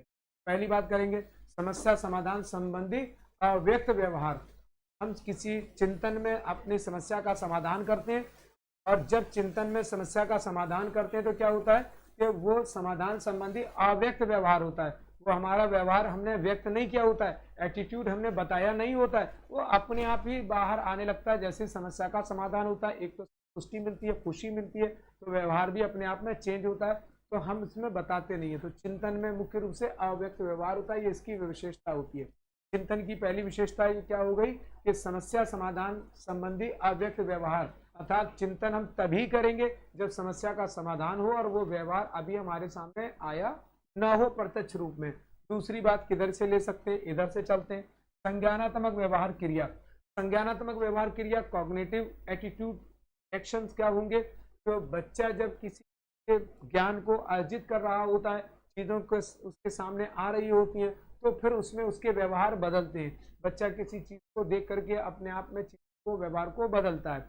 जैसे कि किसी बच्चे से के सम्मुख जो है कुछ वस्तुएं रखी जाएं और उससे उसकी तुलना कराई जाए, दो वस्तुओं की तुलना करने में एक जैसी होने पर उसको चिंता करनी होगी, अर्थात विचार बनाना होगा कि ये और ये इनमें क्या अंतर है। मैं आपको उदाहरण दूं, बहुत से बच्चों की जो मैगजीन होती है उसमें या जो न्यूज़पेपर्स आते हैं इनमें तो चित्र दिए होते हैं और उन दो चित्रों में से क्या करना होता है, अंतर करना होता है। जब बच्चा उसका अंतर करता है तो वो किस तरह का व्यवहार करता है, संज्ञानात्मक व्यवहार करता है। देखता है कि यहाँ पर अच्छा इसके जूते में लेस बंधी हुई दिखाई दे रही है, अच्छा इस वाली पिक्चर में लेस नहीं है, अच्छा इसकी जो कैप लगी हुई है, कैप में उसके यहाँ पर ऐसे करके जो है क्रिसमस टोपी पहना हुआ, वो क्रिसमस कैप पहना है, उसमें ऐसे करके नीचे वो फुन्ना नहीं है, इसके वाले में है। तो इस तरह से दोनों में उसने सोचा, उसने विचार किया, उसने सोचा और विचार किया तो क्या हुआ, उसने इसमें ज्ञान भी अपना प्रदर्शित किया। तो संज्ञानात्मक। प्रतीकात्मक, प्रतीक अर्थात चिन्ह, सिंबल। हम कोई उदाहरण, अब यहाँ पर प्रतीक का मतलब है जब हम चिंतन करते हैं तो किसी न किसी प्रकार का उदाहरण देते हैं। जैसे अभी इससे पहले वाली स्लाइड में बताया, जैसे बच्चा जो है प्रतीकात्मक चिंतन कर रहा है तो उसके पास सिंबल होंगे, चिन्ह होंगे, गणित की संक्रियाएं होंगी, ट्रैफिक के सिग्नल्स होंगे जिनको देख करके वो चीजों को समझता है। तो इस तरह से वो क्या कहलाएंगे, प्रतीकात्मक कहलाएंगे। लक्ष्य आधारित क्रिया। अब जब समस्या समाधान करना ही चिंतन का मुख्य भाग है कि चिंतन हम तब करते हैं जब समस्या का समाधान होता है, तो स्वाभाविक सी बात है कि उसमें हम लक्ष्य भी निर्धारित करते हैं। चिंतन में लक्ष्य निर्धारित होता है कि हमको कोई जो काम करना है उसका हमारा लक्ष्य क्या होगा, अर्थात समस्या का समाधान हम कर पाएंगे या नहीं। अगली बात होगी मानसिक क्रिया। ठीक है, जब बच्चा काम करता है तो इसमें मानसिक क्रिया, तो मस्तिष्क का काम तो होता है, ये चिंतन का काम हाथ पैर से नहीं होता है, चिंतन का काम मस्तिष्क से होता है, इसलिए ये मानसिक। चलेंगे अगली स्लाइड की तरफ। नेक्स्ट है चिंतन तब शुरू होता है, ये सब क्वेश्चंस पॉइंट है, इनको याद रखिएगा, एक बार बस दोहराई देता हूं मैं। चिंतन तब शुरू होता है जब व्यक्ति के सम्मुख कोई समस्या उत्पन्न होती है तो तब वह उसका समाधान खोजने का प्रयत्न करता है। एक प्रश्न स्वरूप बात हो गई। दूसरा, चिंतन समस्या की पहचान से समाधान की खोज तक चलने की प्रक्रिया। चिंतन तब शुरू हो जाता है जब जहाँ से हम क्या करते हैं, समस्या की पहचान करते हैं और समस्या की खोज करते हैं और तब तक इस प्रक्रिया को चलाते हैं। चिंतन प्रक्रिया क्रम मूर्त से अमूर्त की ओर होता है। ठीक है, मूर्त से अमूर्त की तरफ होता है, थोड़ा सा गड़बड़ा गया है, कोई बात नहीं, मूर्त से अमूर्त की तरफ होता है। इस तरह से इसको सरल से कठिन की ओर भी कहते हैं। पहले छोटी छोटी बातों की तरफ हम विचार बनाते हैं, फिर गहराई की तरफ जाते हैं, ठीक है। तो इस तरह से मूर्त से अमूर्त की तरफ भी होता है। इसके बाद है चिंतन में व्यक्तिकता पाई जाती है, क्योंकि अलग अलग व्यक्तियों में अपने अपने अनुभव, है ना, अपने अनुभव, ज्ञान तथा अनुभूति अलग अलग प्रकार की होती है, परस्पर ये एक दूसरे से भिन्न होते हैं। ये क्वेश्चन पॉइंट है, इन पर ध्यान दीजिएगा, इनको पढ़ लीजिएगा। आगे बढ़ेंगे। बहुत ही महत्वपूर्ण, बहुत ही ज्यादा इंपॉर्टेंट जो ये स्लाइड है आपकी, जो आप देख पा रहे हैं, बहुत महत्वपूर्ण स्लाइड है, इस पर आप ध्यान देंगे, ठीक है। ये किस तरह ध्यान दिला रही है, ये दिला रही है ध्यान ब्रेन स्टॉर्मिंग। स्टूडेंट्स, मैं क्योंकि हमारी लाइव क्लास नहीं है, ऑफलाइन क्लास नहीं है, नहीं मैं आपसे ये बात पूछता कि ब्रेन स्टॉर्मिंग किसे कहते हैं। वेरी इंपॉर्टेंट पार्ट है ये, और इस पर बहुत से क्वेश्चंस अब टेट सीटेट के एग्जाम में पूछे जाते हैं, जिनमें पूछा जाता है कि ब्रेन स्टॉर्मिंग क्या होती है, उसके क्रम पूछे जाते हैं, उसकी बहुत सारे इसकी बातें पूछी जाती हैं। तो ध्यान दीजिएगा, ब्रेन स्टॉर्मिंग अर्थात सामने जो ये चित्र नजर आ रहा है आपके, ये अपने आप में ब्रेन स्टॉर्मिंग का एक प्रत्यक्ष सिंबल है, प्रतीकात्मक बात है। ब्रेन स्टॉर्मिंग होती क्या है, हिंदी में लिखा है बुद्धिशीलता। ये इसमें आगे बात करें हम, इससे पहले यहीं पर आपसे समझाने का प्रयास करेंगे कि ब्रेन स्टॉर्मिंग के अंतर्गत हम जब किसी बच्चे के सम्मुख एक साथ कई समस्याएं उत्पन्न कर देते हैं, तो ये देखते हैं कि अमुक बच्चा, अमुक व्यक्ति उस विभिन्न प्रकार की समस्याओं के बीच में से कैसे उसका अपनी मुख्य समस्या का समाधान कर पाता है। तो एक ही व्यक्ति को किसी प्रश्नों के माध्यम से उसे आवेश में ला देना, उद्वेलित कर देना, तो यानी कि इसको हिला देना जैसी चीज़ों के रूप में जाना जाता है। इंटरव्यूज वगैरह जब होते हैं बड़ी परीक्षाओं के, जैसे IAS PCS वगैरह के, तो उसमें ब्रेन स्टॉर्मिंग यानी कैंडिडेट जो होता है उसकी की जाती है। तो ब्रेन स्टॉर्मिंग वास्तविक रूप से क्या है, तो किसी बच्चे को कई प्रकार की समस्याओं में उलझाना, उद्वेलित कर देना, लेकिन यानी कंफ्यूज करना, फिर उस कंफ्यूजन के अंदर से उस समस्या का समाधान निकाला जाता है। इसे ही एक शॉर्टकट में हम ये कह सकते हैं कि ब्रेन स्टॉर्मिंग कहा जाता है। इसके जो विचार होता है वो मुख्य रूप से थिंकिंग आउटसाइड द बॉक्स होता है। हमेशा याद रखिएगा, ब्रेन स्टॉर्मिंग की जो क्रिया होती है ये कैसी होती है, विचार इस प्रकार के होते हैं कि आउटसाइड द बॉक्स, बॉक्स के रूप में दिमाग को बॉक्स बना दिया गया, मस्तिष्क को एक बॉक्स बांध दिया जाता है। इसीलिए देखेंगे यहाँ पर एक बॉक्स बना हुआ है, इसमें से विभिन्न प्रकार के आइडियाज, यहाँ लिखा है आइडिया, यहाँ लिखा है आइडिया, है ना, यहाँ पर क्रिएटिविटी लिखा है। अर्थात कुछ प्रकार की हम कोई क्रिया करते हैं या विचार हमारे अंदर भिन्न भिन्न प्रकार के उत्पन्न होते हैं और उसे हम बाहर लाते हैं। ये दो प्रकार के होते हैं, ये दो प्रकार से होते हैं। पहला इधर जैसे इसमें है, इसके सारे से पहला सृजनात्मक चिंतन, क्रिएटिव, है ना, हॉरिजॉन्टल थिंकिंग, क्षैतिज चिंतन या लेटा हुआ चिंतन इसे कहते हैं। अर्थात ये इस प्रकार का चिंतन होता है कि इसमें जो है हम बहुत सारी चीज़ों को करके देख रहे होते हैं, क्रिएटिविटी के रूप में देख रहे होते हैं। ये एक ऐसा चिंतन कहलाता है। जब हम उस तरफ जाएंगे तो ये विश्लेषणात्मक चिंतन कहलाएगा। यानी कि जब हम बात इसलिए करेंगे इसके रूप में, ब्रेन स्टॉर्मिंग के रूप में करेंगे, तो यहाँ पर देखेंगे कि यहाँ पर क्या हो रहा है, इधर से ही बताने की कोशिश करूंगा मैं आपको। तो विश्लेषणात्मक चिंतन होगा, अर्थात एनालिटिक थिंकिंग होती है, जिसमें कि हम क्या करते हैं, ऊर्ध्वाधर चिंतन भी कहते हैं इसे, खड़ा, अर्थात इसमें किसी समस्या को अलग अलग भागों में बांट देते हैं। जैसे अभी मैंने आपको बताया था, ये अलग अलग भागों में इसको बांटा जाता है और इस तरह से ये विश्लेषणात्मक चिंतन कहलाता है। ठीक है, इसके बारे में आगे हम लोग समझेंगे। इसको हम दो रूपों में समझेंगे आगे, इसकी डिटेल मैं यहाँ पर थोड़ा सा, क्योंकि डायग्राम है, समय हमारे वीडियो का बढ़ ना जाए, इसलिए हम कोशिश करेंगे इसको यहीं पर रोक करके आगे इसको अपसारी और अभिसारी, डाइवर्जेंट और कन्वर्जेंट थिंकिंग के रूप में इसको जानेंगे, तब इसमें दोनों चीजें अपने आप आएंगी। ठीक है, हम इसको इसी रूप में समझने की कोशिश करेंगे। चलेंगे अगले स्लाइड की तरफ, और यहाँ पर है अपसारी चिंतन और अभिसारी चिंतन। जैसा अभी मैंने आपसे बोला था, हम इसको इस रूप में समझने की कोशिश करेंगे। यहाँ पर हम आपको बता रहे हैं कि इस प्रकार के चिंतन का सर्वप्रथम प्रयोग 1956 ईस्वी में, इसकी हिस्ट्री है, इसका इतिहास, इसको समझ लीजिए। 1956 में किया गया था जेपी गिलफोर्ड के द्वारा। बहुत महत्वपूर्ण मनोवैज्ञानिक है, इनका बुद्धि से संबंध में और अन्य प्रकार से इनके सिद्धांत हैं, जेपी गिलफोर्ड। तो जेपी गिलफोर्ड ने इसका किया था। यह चिंतन का एक नया तरीका है। क्वेश्चन बन रहा है आपका, ये चिंतन का क्या है, एक नया तरीका है। ठीक है, अब इसको फिर मैं वापस ले जाऊंगा आपको पिछली स्लाइड पर। ये नया तरीका क्या है? बुद्धिशीलता, अर्थात नया तरीका क्या है? Brain storming. ये जेपी गिलफोर्ड ने कहा कि ये क्या है? ब्रेन स्टॉर्मिंग है, ठीक है, बुद्धिशीलता है। बुद्धि को कैसे आप शीलता के रूप में प्रदर्शित करें। यह विशेष व अद्वितीय प्रकार का चिंतन है। बहुत महत्वपूर्ण बात है, ध्यान दीजिएगा। ये अद्वितीय है ना, यूनिक टाइप का हो गया, अद्वितीय हो गया, कोई दूसरा नहीं है इसका।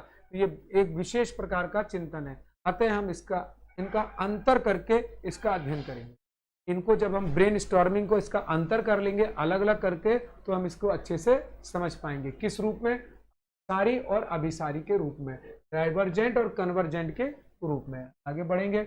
और अब हम इसको ऐसे समझने की कोशिश करेंगे। अब सारी चिंतन, अभिसारी चिंतन। जब कोई बालक चिंतन के अनेक विकल्पों और विचारों के बारे में सोचता है तो उसे अपसारी चिंतन कहते हैं, अर्थात ये विश्लेषणात्मक चिंतन हो गया। जब कोई बालक एक ही बिंदु पर विचार केंद्रित करके सोचता है तो उसे अभिसारी चिंतन कहते हैं, अर्थात ये अंदर की तरफ हो गया। इसको अगर हम कहें तो ऐसे कहेंगे,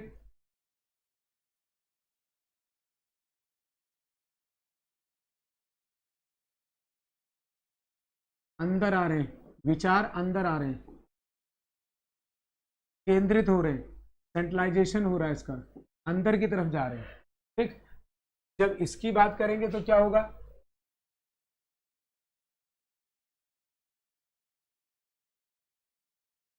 विचार या आइडिया, इसमें क्या होता है? बाहर निकल रहे होते हैं,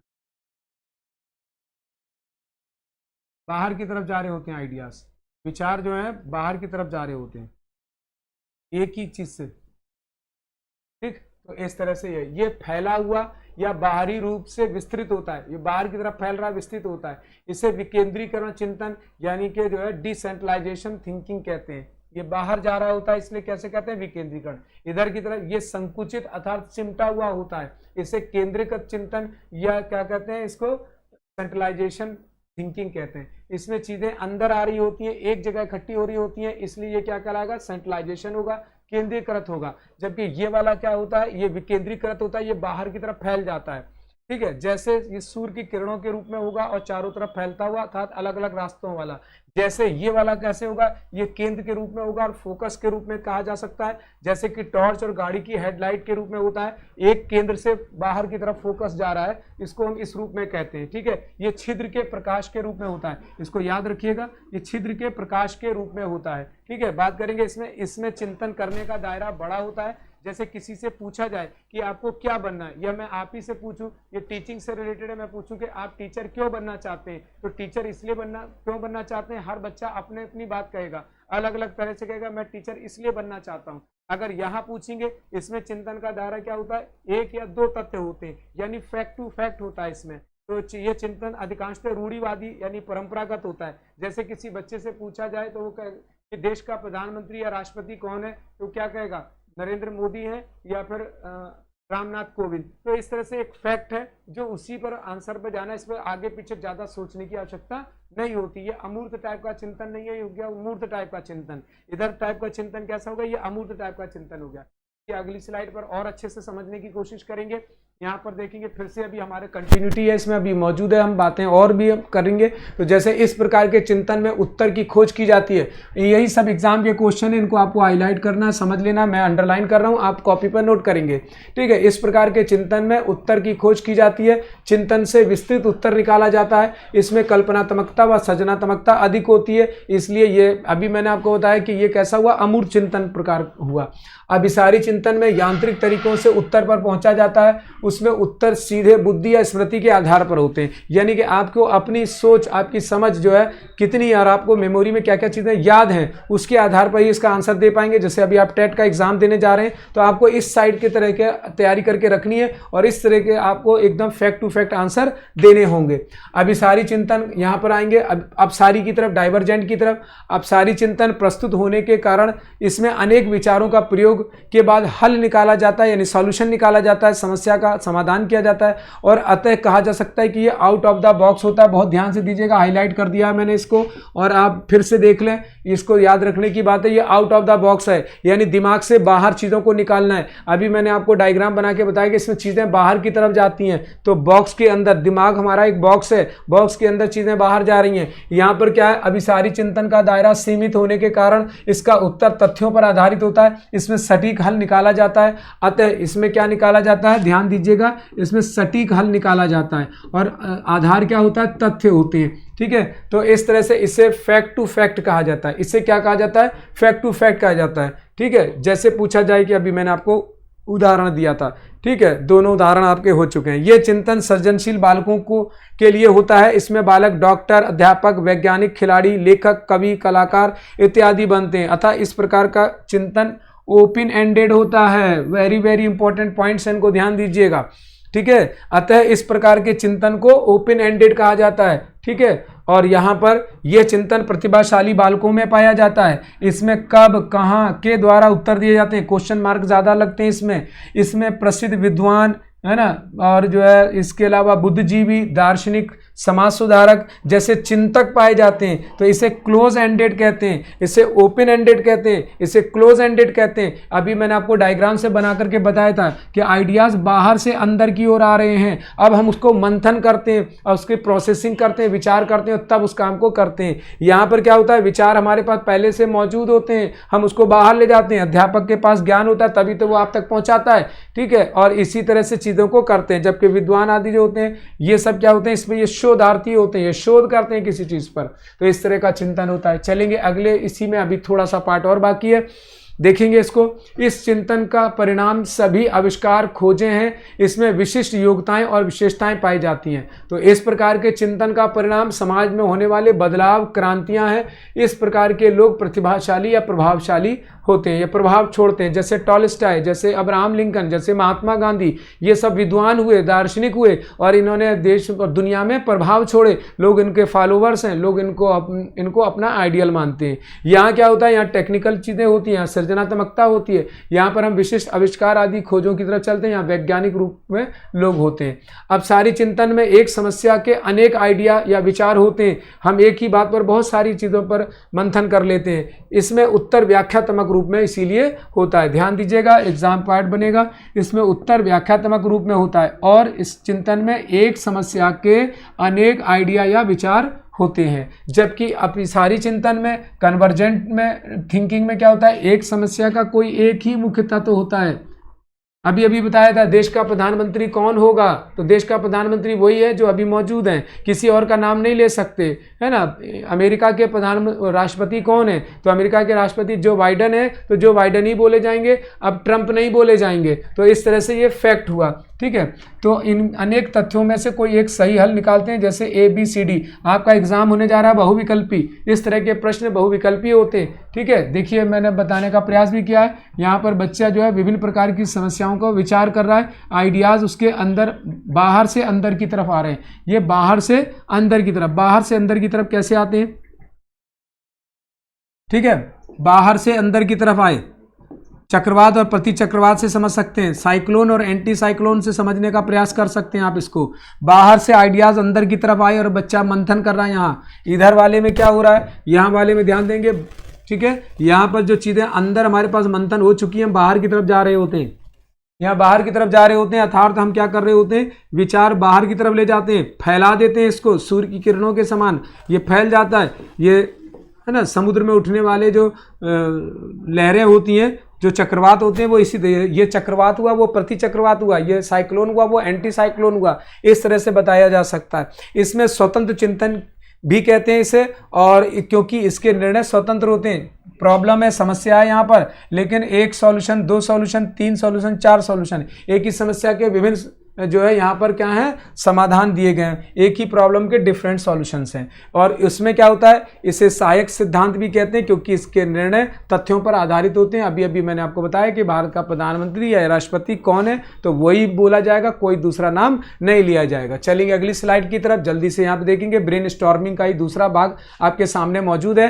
ठीक है, तो अभिसारी चिंतन और अभिसारी चिंतन को इस रूप में देखेंगे कि यहाँ पर कल्पना के प्रयोग द्वारा अनेक काम किए जाते हैं, जैसे कि सर्जनात्मक चिंतन, ये एक लेटा हुआ अर्थात क्षैतिज चिंतन कहा जाता है। इसमें चीज़ें एक के बाद एक, एक के बाद एक, एक के बाद एक, एक के बाद एक इस रूप में आगे बढ़ेंगी। जबकि यहाँ पर क्या होता है, चीज़ों को वृद्धि करते हैं हम तो ऊपर की तरफ ले जाते हैं, ऊपर की तरफ ले जाते हैं, इसलिए ये ऐसे होता है। ठीक, तो इस तरह से ये खड़ा होता है। तो ये लॉजिक है। यहाँ पर थिंक क्या होता है, इमेजिन चीज़ें होती हैं, कल्पनात्मक बातें होती हैं। यहाँ पर तर्क होता है, यहाँ कल्पना होती है। इस दोनों में ये मुख्य अंतर होता है। इनको यहाँ पर रंग बिरंगी बात बताने की कोशिश की गई है, यानी कि जैसे 7 कलर्स रेनबो के होते हैं, विभिन्न चीज़ें रंगात्मक होती हैं, तो रंग में हम क्या करते हैं, कल्पनाओं में जाते हैं, कल्पना करते हैं, अर्थात क्रिएटिविटी के अंतर्गत चले जाते हैं। तो यहाँ पर हम इस तरह से इमेजिन करते हैं, इमेजिनेशन होता है। यहाँ पर क्या होता है, यहाँ कुछ ज़्यादा कलाकारी करने की जरूरत नहीं है। यहाँ पर हम क्या करते हैं, लॉजिक लगाते हैं कि ये काम होगा या नहीं होगा। अभी आपको बता चुके स्टार्टिंग में, यस होगा या नो होगा, ट्रू होगा या फॉल्स होगा, हम इसी की केवल बात करते हैं। चलेंगे अगले की तरफ। आप सीधे से हमारे कुछ पॉइंट्स होंगे, यानी कि हमारे क्वेश्चंस होंगे जो परीक्षाओं में पूछे गए। हम पूछी गई परीक्षाओं के प्रश्नों पर जल्दी से बात करेंगे। चिंतन आरंभ होने के लिए क्या आवश्यक है, अभी आपको बताया था। तो देखिए भाई, पूर्व अनुभव है, भाषा है, तर्क है, समस्या है। क्वेश्चन आ चुका है एग्जाम में, है ना। रीड का क्वेश्चन है, प्राइमरी लेवल का 2017 का, 2017 का यह क्वेश्चन है, ध्यान दीजिएगा। तो इस विभिन्न परीक्षाओं में पूछे गए प्रश्न जो इसमें हैं, तो पूर्व अनुमान, भाषा, तर्क, समस्या। अभी बताया था कि चिंतन आरंभ होने के लिए सबसे ज्यादा जरूरी चीज क्या होती है, समस्या। सबसे पहले चिंतन में हमारे सामने समस्या आती है, तो इसका आंसर क्या होगा, समस्या। चलेंगे अगले प्रश्न की तरफ। और ये भी जो है रीड का क्वेश्चन है, और 2017 में आया था। चिंतन पर 2 प्रश्न पूछे गए थे 2017 में। चिंतन मानसिक क्रियाओं का पहलू है ना, ज्ञानात्मक, भावात्मक, क्रियात्मक, उपरोक्त में से कोई नहीं। स्वाभाविक बात है कि क्रिया हम संवेगों से नहीं करते, क्रिया यानी चिंतन, सॉरी क्षमा चाहेंगे, चिंतन हम जो है हाथ पैरों से नहीं करते, संवेगों से, मूल प्रवृत्तियों से नहीं करते। चिंतन हम किससे करते हैं, मस्तिष्क से। तो जो क्रिया मस्तिष्क से होगी वो इनमें से तीनों में से किस में जाएगी, ठीक है। तो ध्यान देने की बात है कि जब हम कोई काम मस्तिष्क से करेंगे तो स्वाभाविक बात है कि इसका आंसर क्या हो जाएगा, ज्ञानात्मक। जब हमारे पास कोई ज्ञान होगा, नॉलेजेबल कोई पॉइंट्स हमारे पास होंगे, तभी तो हम उन तथ्यों पर काम कर सकेंगे। तो इसलिए जो है ये इसका आंसर क्या होगा, ज्ञानात्मक। ध्यान दीजिएगा, 2017 का प्रश्न है, पूछा जा चुका है। आगे बढ़ेंगे। चिंतन संज्ञानात्मक पक्ष में एक मानसिक क्रिया है, ये कथन किसने दिया है, तो ये जॉन डीवी ने दिया, गिलफोर्ड ने दिया, क्रूज ने दिया या रॉस ने दिया, ठीक है। यूपी टेट का प्राइमरी का 2014 का प्रश्न है, ध्यान दीजिएगा, ठीक है। तो यहाँ पर ध्यान देने की बात है कि ये वाला क्वेश्चन जो है ये किसके द्वारा दिया गया, चिंतन ज्ञान संज्ञानात्मक पक्ष के एक मानसिक क्रिया है, एक डेफिनेशन है। तो स्वाभाविक सी बात है, हम सीधे फैक्ट पर जाना होगा। तो रॉस द्वारा इसके बारे में बताया गया है। चलेंगे अगले प्रश्न की तरफ। ये भी इसी तरह की डेफिनेशन है कि चिंतन मानसिक क्रिया का संज्ञानात्मक पहलू है। यहाँ पर दोनों प्रश्नों पर ध्यान देंगे। यहाँ पूछा गया चिंतन मानसिक क्रियाओं का पहलू है, यहाँ पूछा गया चिंतन मानसिक क्रियाओं का पहलू है, और इसमें पूछा गया है कि चिंतन संज्ञानात्मक पक्ष में एक मानसिक क्रिया है। दोनों में थोड़ा सा अंतर है। तो अब इसके दूसरे प्रश्न की तरफ चलेंगे हम, ठीक। तो यहाँ पर था कि चिंतन मानसिक क्रिया का ज्ञानात्मक पहलू है, वो क्रियात्मक था या ज्ञानात्मक, दोनों ही आंसर किसके हैं, रॉस के हैं। रॉस ने ही दोनों की बात कही है। और अपर प्राइमरी का जो फरवरी 2014 का प्रश्न था यूपी टेट का, ये उसका क्वेश्चन है, याद रखिएगा। चलेंगे अगले की तरफ। और नेक्स्ट होगा, निम्नलिखित में से किस मनोवैज्ञानिक ने प्रस्तावित किया है कि बच्चों का चिंतन गुणात्मक रूप में वयस्कों की अपेक्षा अलग होता है। ये कई बार क्वेश्चन रिपीट हुआ है, ये केवल सी टेट 2020 का अभी का क्वेश्चन नहीं है, इससे पहले के में भी एक क्वेश्चन कई बार रिपीट हुआ, क्योंकि यहाँ पर मेंशन नहीं है, लेकिन मैं आपको बता रहा हूँ, आप सर्च कर लीजिएगा। ये क्वेश्चन कई बार रिपीट हुआ है। बहुत महत्वपूर्ण मनोवैज्ञानिक, सभी अपने आप में बहुत महत्वपूर्ण है, लेकिन सबसे ज्यादा बच्चों पर कार्य करने वाले, प्रैक्टिकली अपना काम करने वाले जीन पियाजे। तो जीन पियाजे का ये क्वेश्चन है, जिन्होंने इस पर संज्ञानात्मक विकास सिद्धांत, इंटेलेक्चुअल डेवलपमेंट के बारे में बताया है, ठीक है। तो इस तरह से जो है ये जीन पियाजे, और अपर प्राइमरी 2020 का ये प्रश्न है, ठीक। नेक्स्ट की तरफ चलेंगे और अगला, ठीक है। और नेक्स्ट क्वेश्चन होगा, जब बच्चे प्राप्त की गई सूचनाओं की व्याख्या के लिए अपने अनुभवों के आधार पर सोचते हैं तो क्या कहा जाता है, तो प्रतिक्रियावादी कहा जाएगा, रचनात्मक सोच कहा जाएगा, थोड़ा सा सूझ गलत लिख गया, सोच है यहाँ पर, ठीक है। और अमूर्त सोच कहा जाएगा या मूर्त सोच कहा जाएगा, ये याद रखिएगा। यहाँ पर ये सोच है, सूझ नहीं है, ठीक है, क्या है, सोच। तो इस तरह से यहाँ पर हमें देखना है कि जब बच्चे प्राप्त की गई सूचनाओं की व्याख्या के लिए अपने अनुभवों के आधार पर सोचते हैं, तो जब उनके प्राप्त की गई सूचनाएं यानी जहां पर उनके पास सब कुछ मौजूद है, जो कुछ मौजूद होगा, जो कुछ दिखाई देगा, जो छुआ जाएगा, वो क्या होगा, वो मूर्त होगा, वह मूर्त होगा। तो इस तरह से यहाँ पर क्या लिखा जाएगा, मूर्त सोच, ठीक है, मूर्त कहा जाता है। चलेंगे, और ये भी CTET के एग्जाम में अपर प्राइमरी में 2018 का आया हुआ प्रश्न है। मैं हर प्रश्नों को आपको पिछले स्लाइड में भी, यानी कि जो हमारे वीडियो था उसमें भी, और अब भी, और आगे के जो हमारे वीडियोस होंगे उसमें भी हम इसी बात की चर्चा आपके साथ करेंगे कि कौन सा प्रश्न किस परीक्षा में पूछा गया। चलेंगे अगले प्रश्न की तरफ, और अगला प्रश्न होगा, चिंतन अनिवार्य रूप से है एक। चिंतन अनिवार्य रूप से क्या है? संज्ञानात्मक गतिविधि है, मनोगत प्रक्रिया है, मनोवैज्ञानिक परिघटना है, या भावनात्मक व्यवहार है। हमने अभी अभी थोड़ी देर पहले इसका एक प्रश्न पे बात किया था। चिंतन, कोई व्यक्ति चिंतन कर रहा है, विचार कर रहा है, सोच कर रहा है, तो वो कहाँ से जाएगा? व्यवहार नहीं होगा, मनोवैज्ञानिक कोई घटना नहीं होगी। स्वाभाविक सी बात है कि वो सीधे सीधे संज्ञानात्मक गतिविधि कहलाएगी। CTET अपर प्राइमरी 2012 का प्रश्न है ये, ठीक है। चिंतन अनिवार्य रूप से एक संज्ञानात्मक गतिविधि है। चिंतन अनिवार्य रूप से एक संज्ञानात्मक गतिविधि है। इन प्रश्नों को अपनी नोटबुक में नोट कर लें और अच्छे से याद कर लें, आपको एग्जाम में बहुत मदद देने वाले हैं, हेल्प करने वाले हैं। अगले पर आएंगे, चिंतनशील सोच की चर्चा इनमें से किसकी है, किसने की है? चिंतनशील सोच की चर्चा इनमें से किसने की है? किसने की है? DB ने की है, रॉस ने की है, वुडवर्थ ने की है, ड्रेवर ने की है। अपर UP-TET अपर प्राइमरी 2017 का प्रश्न है, वेरी इंपॉर्टेंट। अब हमने कई बार रॉस, वुडवर्थ इनकी बात कर ली, बहुत देर से हम उनकी बात नहीं कर रहे हैं जो शिक्षा के लिए जाने जाते हैं। जॉन DB, तो जॉन DB का ये प्रश्न है। सीधे सीधे फैक्ट पर चलेंगे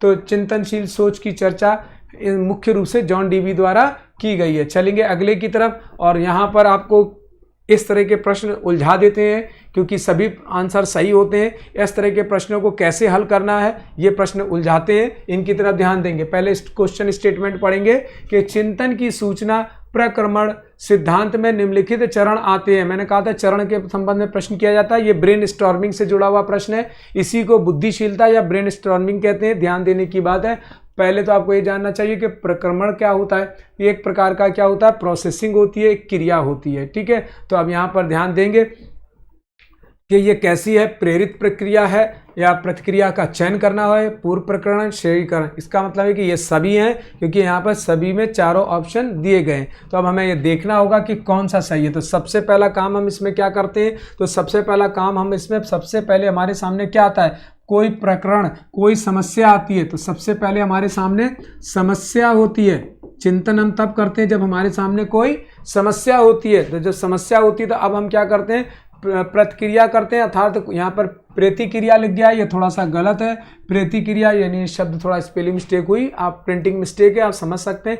यहाँ प्रतिक्रिया कहेंगे, प्रतिक्रिया क्रियान्वयन करते हैं, अर्थात उस पर हम कुछ काम करते हैं। तो सबसे पहली बात ये हो गई। दूसरे नंबर की क्रिया ये हो गई, दूसरे उसमें हम यहाँ पर कोई क्रिया, प्रतिक्रिया यानी रेस्पॉन्स देते हैं। यहाँ जब प्रॉब्लम होता है तो अब जब जो काम ये कर लेते हैं हम, तो उसके बाद क्या होता है, उसके बाद हमें क्या करना होता है, उसके बाद हमें प्रतिक्रिया का चयन करना होता है। किस चिंतन के माध्यम से जो समस्या का समाधान करना है, उस समाधान करने के लिए जो हमारे पास बहुत सारे विकल्प होते हैं उनमें से कोई चुनना होता है। तो प्रतिक्रिया का चयन का मतलब होता है समस्या समाधान, समस्या समाधान के अनेक विकल्पों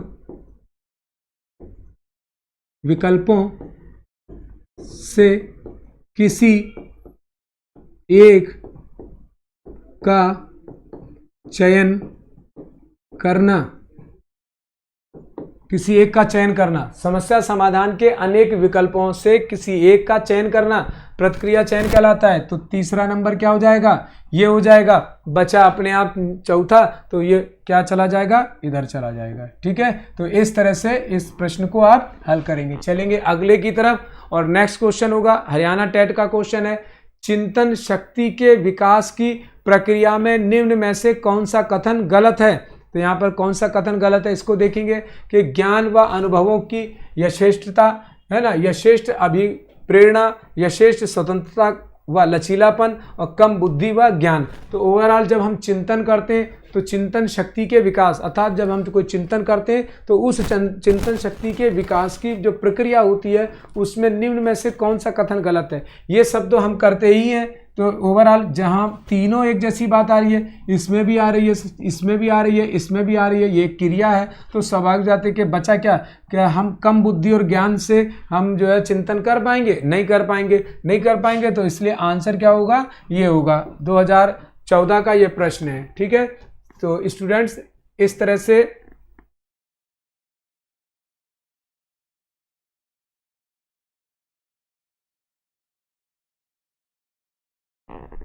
ओवरऑल हम वापस आ गए अपने पहली स्लाइड की तरफ। और स्टूडेंट्स हम जो बात कर रहे थे अभी,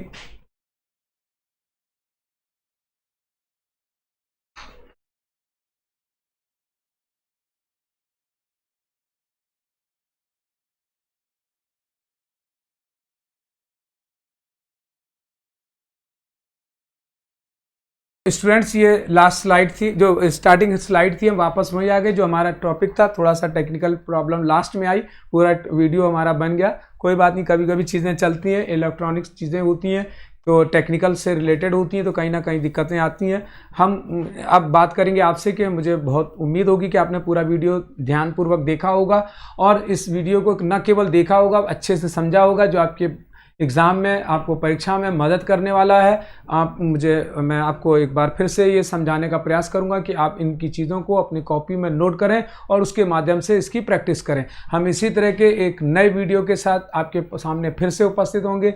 तब तक के लिए आपसे विदा लेते हैं और एक नए वीडियो के आने से पहले आपसे एक बार फिर से कहेंगे कि आप मेरे इस वीडियो को लाइक, शेयर एंड सब्सक्राइब ज़रूर करेंगे। केवल लाइक ना करें, केवल उसको जो है शेयर ना करें, बल्कि सब्सक्राइब भी करें, क्योंकि इस तरह के हम और वीडियो भी आपके पास जल्द से जल्द पहुंचा सकें, ताकि आपके एग्ज़ाम में आपको वो मदद कर सकें। तो आप ये 3 काम हमारे लिए ज़रूर करेंगे, लाइक, शेयर और सब्सक्राइब करेंगे। यही आपकी तरफ से हमारे लिए जो है एक प्रतिफल होगा।